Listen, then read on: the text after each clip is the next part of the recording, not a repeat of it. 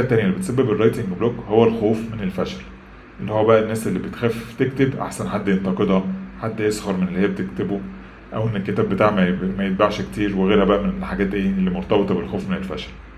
حل حاجه زي كده ايه؟ ان انت تبص للموضوع ده ان انت لو فشلت ان ده فرصه انك تتعلم. يعني اي حد مهما كان يعني متقدم جدا في اي مجال في الحياه عمره ما بيوصل للتقدم ده غير لما يفشل مرات كتيره جدا لا حصر لها. فنفس الموضوع بالنسبه للكتابه، فكل ما تخطأ اكتر وكل ما يبقى فيه غلطات اكتر في الاول، فده معناه ان دي فرصة بالنسبة لك ممكن تقتنيها عشان تكبر وتتطور في المجال اللي انت بتعمله. في الحالة بتاعتنا دي هو الكتابة. والاخطاء دي لما انت تزودها وتعمل اخطاء كتير حد هيقولك فيدباك، انت هتكتشف الاخطاء دي بنفسك، فبالتالي تطور وتحسن من نفسك في المرات اللي بعد كده. والفيدباك ده نفسه انت يعني تحرص عليه، يعني ما تزعلش لو حد قالك فيدباك سلبي، لا بالعكس انت تبقى فرحان عشان هو بيوضح لك كده الحاجة اللي انت محتاج تحسنها وتظبطها. فبالتالي انت هتبص للموضوع ان حاجه بتطورك وبتكبرك، فهتبقى حريص جدا انك يعني تحتضن الافكار دي علشان تطور من المهاره بتاعتك، وبالتالي يبقى بالنسبه لك مفيش اي درجه من الخوف من الفشل، ومش هيحصل اي توقف لتدفق الافكار.